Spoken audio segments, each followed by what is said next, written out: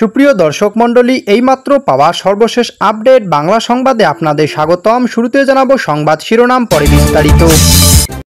শুরুতে জানিয়ে দেব, গুলিস্তানে ককটেল সহ নিষিদ্ধ ছাত্রলীগের 2 সদস্য গ্রেপ্তার করেছে পুলিশ। আরও জানিয়ে দেব, মাইলস্টোনে আহত ও নিহতদের পরিবারকে ক্ষতিপূরণের দাবি শিক্ষার্থীদের মানববন্ধন, থাকছে বিস্তারিত। এবং সর্বশেষ জানিয়ে দিব, শিক্ষা উপদেষ্টা বললেন পদত্যাগের আমার ইচ্ছা নেই, সরকার বললেই চলে যাব। এতক্ষণ শুনছিলেন সংবাদ শিরোনাম, এবারে বিস্তারিত। এদিকে গুলিস্তানে ককটেল সহ নিষিদ্ধ ছাত্রলীগের 2 সদস্য গ্রেপ্তার। রাজধানীর গুলিস্তান এলাকা থেকে নিষিদ্ধ ছাত্রলীগের 2 সদস্যকে গ্রেপ্তার করেছে পল্টন ঢাকা পুলিশ। এ সময় তাদের কাছ থেকে 2টি অবিস্ফোরিত ককটেল উদ্ধার করা হয়েছে। গ্রেপ্তার ছাত্রলীগ কর্মী হলেন মোহাম্মদ মেহেদি হাসান ফাহিম ও মোহাম্মদ আরিফুর রহমান রাজা। পল্টন মডেল থানা সূত্রে জানা যায়, আজ আনুমানিক 9টা 35 মিনিটে গুলিস্তান এলাকায় পল্টন মডেল থানায় একটি টিম ছিনতাই প্রতিরোধ ওয়ারেন্ট তামিল এবং নিষিদ্ধ সংগঠনের সদস্যদের গ্রেপ্তারের লক্ষ্যে অভিযান পরিচালনা করে। এ সময় বিস্ফোরণ ঘটানোর পক্ষকালে হাতে নাতে 2টি অবিস্ফোরিত ককটেল সহ মেহেদি ও আরিফুলকে গ্রেপ্তার করা হয়।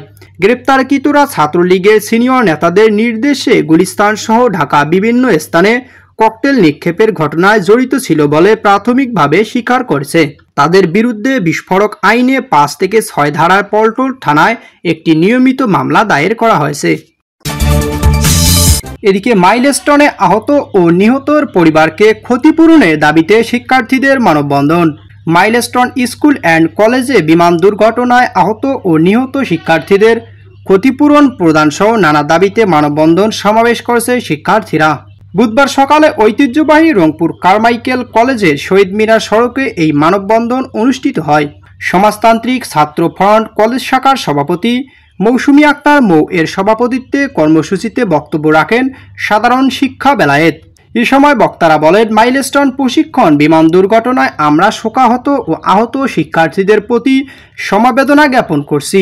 আহত শিক্ষার্থীদের দ্রুত উন্নত চিকিৎসা দিতে হবে, সেই সাথে সরকারকে ক্ষতিগ্রস্ত পরিবারগুলোকে ক্ষতিপূরণ প্রদান, বিমান বাহিনীর আধুনিকায়ন, পুরনো ত্রুটিপূর্ণ ব্যবহার পরিহার করা ও ঘনবসতিপূর্ণ এলাকার বাহিরে বিমান প্রশিক্ষণের উদ্যোগ নিতে হবে। এদিকে শিক্ষা উপদেষ্টা বলেন পদত্যাগের ইচ্ছা নেই, সরকার বললে চলে যাব।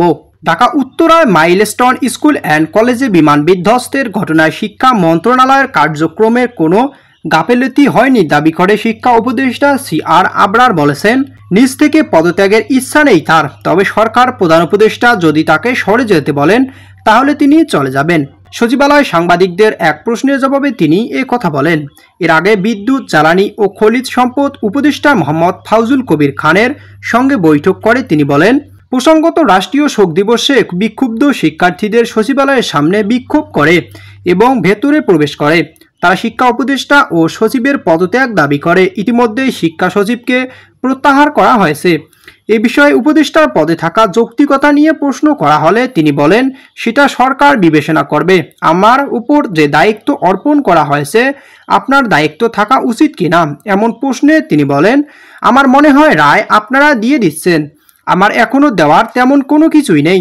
কোনো রকমের অব্যবস্থাপনা এখানে হয়নি, সেটা বোঝাতে চেষ্টা করেছি। তিনি আরও বলেন, সচিবকে অব্যাহতি দেওয়া হয়েছে, এটা উচ্চতর একটি কমিটির সিদ্ধান্ত। সেই সিদ্ধান্তের সঙ্গে আমি জড়িত ছিলাম না, কেন দেওয়া হয়েছে সেই উত্তরও আমি দিতে পারবো না। নিজ থেকে পদত্যাগ কোনো অভিপ্রায় নেই, আমি মনে করি না আমার কাজের কোনো ব্যত্যয় হয়েছে। CR আবরার আরও বলেন, আমাকে নিয়ে কথা হয়েছে, তাও যদি মনে করা হয় ব্যত্যয় হয়েছে, আমাকে যেতে বললে আমি অবশ্যই চলে যাব। এখানে আঁকড়ে থাকার কিছু নেই, নিজেকে জাস্টিফাই করারও কিছু নেই।